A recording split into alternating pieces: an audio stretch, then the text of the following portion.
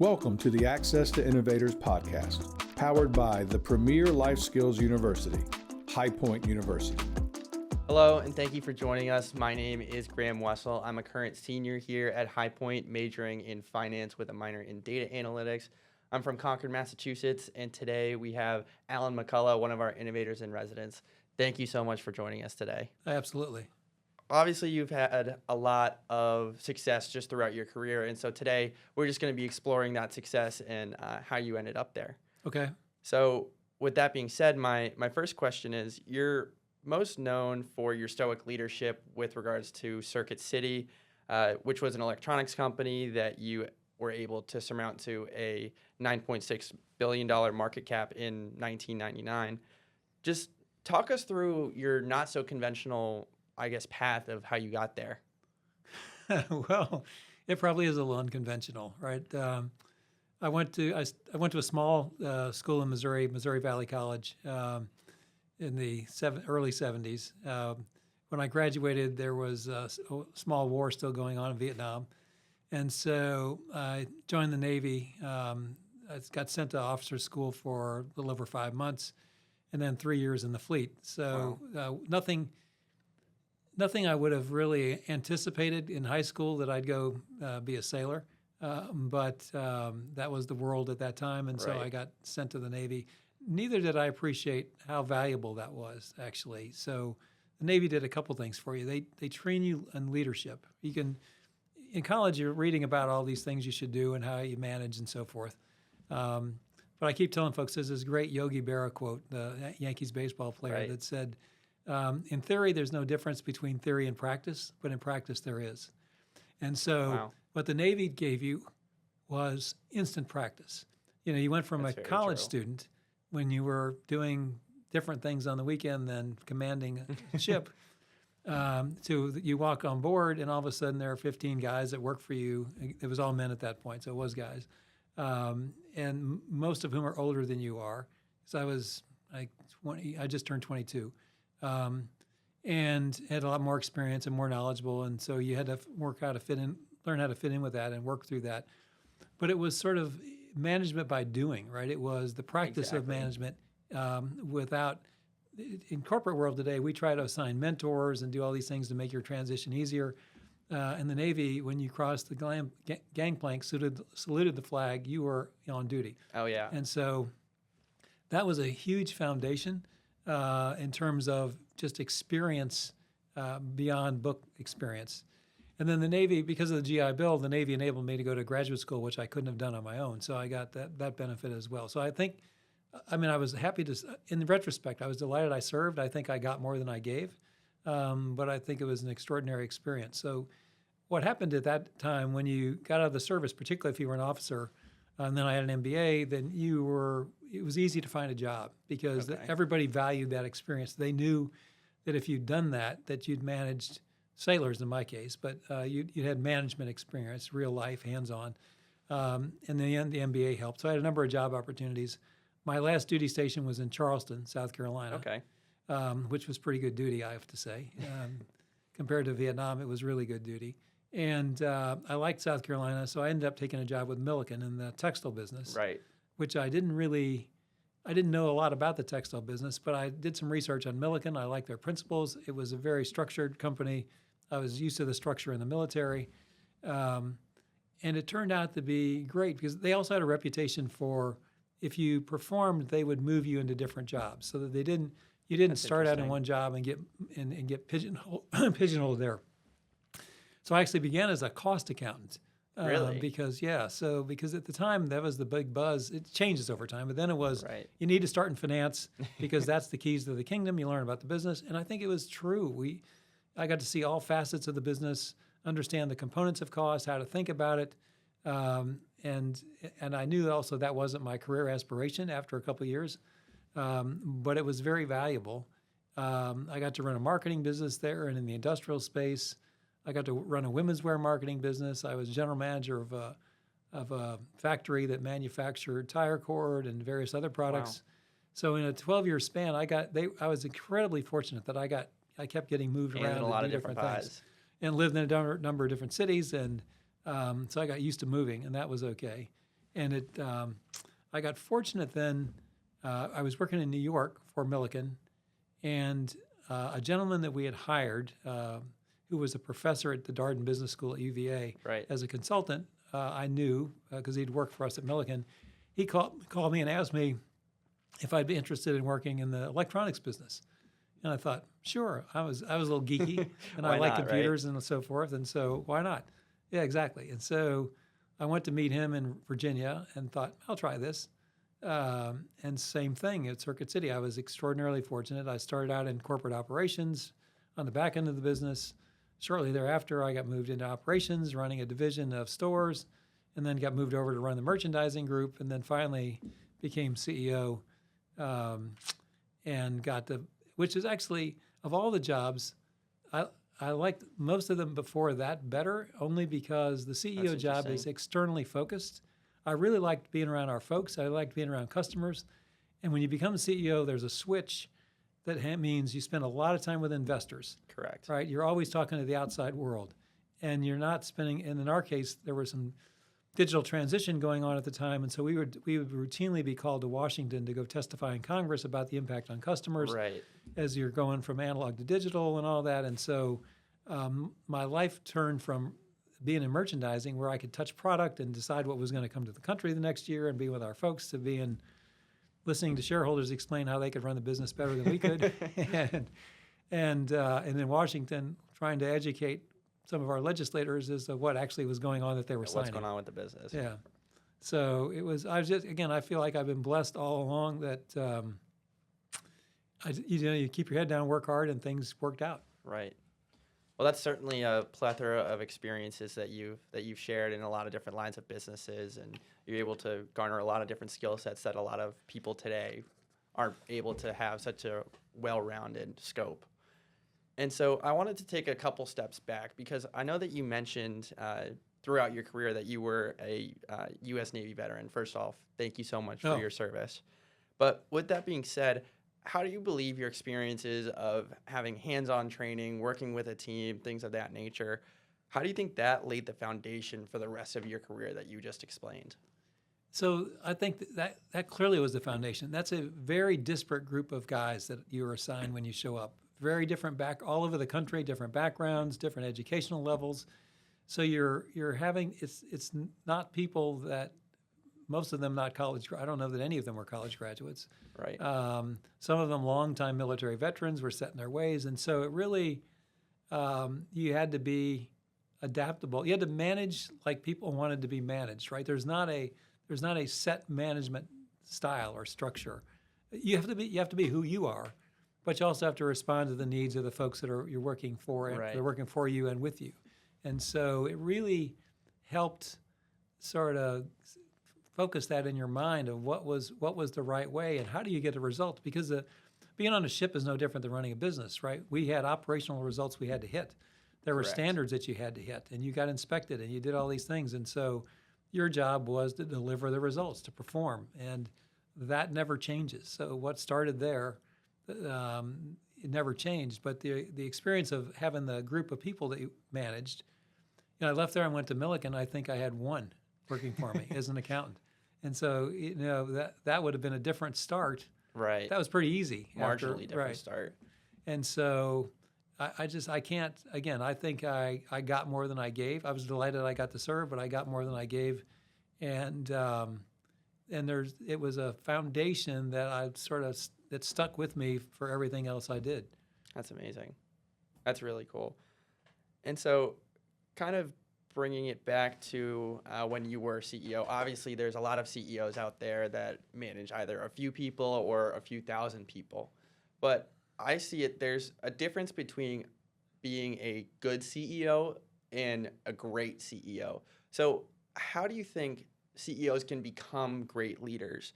And is that attainable for everyone, or does it take a certain kind of person? I don't know how to define good versus great. I mean, I need more hard metrics. I think you have to, I think you have to be sincere in your care for the company and the folks that work there. Right. Most of the folks I know are really good at this. Obviously, in every business, there are some who are maybe not managing it for that reason. But people are your most valuable asset by far, right? All the stuff Absolutely. doesn't really matter. If you're not taking care of the people, you're not going to be able to do anything else. And I think there are people that get taken up in the show business effect of it. I mean, you get to do a lot of great things when you're CEO, right? I got to go to the Christmas party at the White House. I got to have dinner at the Louvre with the president of Sony. So all these great things. But you can't. You gotta keep your ego in check. And it helped me to have a very modest Midwest upbringing. That was great, but the frou-frou didn't appeal to me. But there are. I mean, some of it's necessary. You have to do it. Because you're just like here, there's branding everywhere. You're selling your brand, and so you show up and you do your duty. So I think the difference may be who's worried about the health, well-being, and care of the team, and how that works more than themselves. And do you think that sort of standard or ideology is attainable for everybody, or? Sure. Well, I think you can't be who you're not, right? And that's so very true. It's really, I felt like I never had to be compromised being true to myself, or I couldn't change who I was. And if it worked, great. If it didn't, I wasn't going to compromise values or integrity for a job, and nor should anybody. Right. And so I think, and people with very different perspectives can all be equally successful. Very different approaches can be successful. I do think the people I've seen that were really good, the folks that worked with and for them knew that they cared about them and cared about the business, but also cared about the people that worked Everybody's there. well-being. Yeah. Because, again, it's your most valuable asset. TVs, computers, or in the case of Milliken apparel, that's all replaceable. Good people or not. Absolutely. So I want to fast forward a little bit because we talked about your foundational skills and where you got those from. We talked about your CEO position and what sort of went on with that. Afterwards, you were able to go on to work with Goodyear, Lazy Boy, and VF Corporation. Yeah. And during that tenure, you probably had to build out teams. So when you're looking to build out a team, what sort of skill sets do you look for both technical and behavioral skills? So board membership is more strategic oversight, right? So you're not really in the team building as much. You're looking at the senior management of the company, right. The CEO primarily, and then the senior management team. And I'm not sure that's any different than when you're running your own business. It's really about finding a fit with people who like what they're. I mean, you want somebody who likes what they're doing, right? I want to put people in a job who think they'd rather be doing something else. And obviously you're looking for performance and results. And so I don't think as a board member you can't be meddling in the day-to-day business because that's not your job, right? And the biggest benefit you have of having been a CEO is you understand all the competing things that are pulling on the CEO, whether it's outside investors or local or your folks or the market, whatever. Because the boards are necessarily diverse. You're trying to get a broad range of perspectives to give strategic input to the company. But most CEOs want a couple of other ex-CEOs on the board, right, who've been through the slings and arrows and understand what that means and what that requires, and that it's a full-time 24/7 job, because that's a perspective also that helps. But team building is really just finding the right people for the job at the time, and I think, but I don't think that changes. It may be. Yeah, but even within company to company, there are certain roles. I mean, you need some great IT support. You're going to have a great CFO. And inevitably, most companies I've known, the CFO and the CEO were the strategic partnership, right? Because there's so much that people don't know that's going on in a company, and there's nobody you can confide in other than the CFO. That's and very true. There's just things that you don't share broadly, and you can have off-the-cuff conversations with the CFO and he or she with you, because you're the two that are going to go talk to shareholders. Exactly. And so you have to have your message on point and in sync. So that again, but that's then how do I find the right fit? The person that shares the same beliefs as you do and thinks about things the same as you do. But easy for folks from here is, I mean, again, I think I'm a broken record of find something you enjoy doing, work hard at it because performance and results matter. Never compromise your values. That works whether you're at a board level or you're working at a company. That's amazing. And so with those skills being laid out of being able to technically do the job, Yeah, being able to support your fellow colleagues, sure. and then being able to deliver holistically to outside shareholders, Yeah. either at a C-suite level or just as a person within the organization, how do you think college students can go about garnering that skill set that corporations are looking for that we just talked about? So when you're looking at recent graduates, you know, even in college, performance matters. Absolutely. And so you want to see, well, show me your GPA, show me the courses you took, show me the extracurricular activities you were involved in. I want to know that I want the whole person. I don't want a single thing. And so I don't think it's any different when you're looking for your first job out of college than if you choose to look for a subsequent job after. It's how did you do when you were there, and how does that lead me to believe what your performance will be when we hire you? So it's really still simple. Heads down, work, deliver results. I'm not suggesting there's no good times on weekends occasionally because I would be guilty. But I think it's results matter starting right now, and don't get distracted by thinking otherwise because companies, I mean, they'll go through the interview process and you talk to a number of people and they'll try and decide you're a fit, but you're not going to get the opportunity for an interview unless you've delivered the results in college. And so with all that being said of how we can best position ourselves to put our best foot forward with regards to going into the job market, if you were preparing to go into the job market today as a recent graduate, how would you go about doing that? What sort of steps would you take on to set yourself up for success? Well, as I say, you're starting with what did you do in college? I think I would be doing some real research on potential companies I'd like to work for. I mean, it works both ways. There are people that might want you, but if I'm you, I want to know who's in my set of acceptable companies. What companies are out there that I think shares my values? Can you talk to some of those folks? So I think interviewing is a two-way street. Absolutely. Right? We're trying to decide whether we want you. You got to decide whether you want us. And I think some research on the front end. So I've done my job in college. I've delivered the grades. I've done my extracurricular stuff. Where are the companies out there that I think align with what I want to do that I'm really interested in? Because it's hard to work hard if you don't like what you're doing. And then secondly, that I think share values that are not compromising principles, that are doing the right thing, that are behaving in an appropriate way. And then I'd have that as my set to go interview, and likely you'll find a good match. I didn't have any other questions for you. Was there anything else that you wanted to highlight? Any questions you had for me or anything in between? No, I think, again, I've been a broken record all day. Find something you like to do. Deliver the results. Performance always matters, whether you're in college or whether you're in your job, and focus on the job you got, not the one you want. People get confused that you see people all the time that are plotting their career moves 4 and 5 out. I'm going to be here in 6 months, but rarely works. What I can tell you with certainty is that businesses pay attention to who's delivering the results and who's performing, and that there's always a tug of war within the business to take those people and move them around because everybody wants them. And the person that has them doesn't want to let go. The other person over here and managing this department wants them. And so people get too distracted by, what do I need to do to follow this path? I'm 18 months here, 2 months here, 3 years here.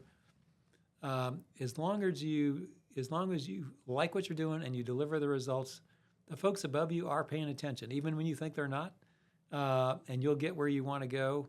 And if you're not getting where you're going to go, you'll have other options. But it's mostly, we live in an extraordinary place where results matter, and it doesn't matter where you came from. You can get wherever you want to go as long as you deliver.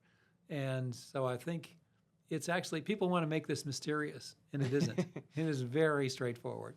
Yeah.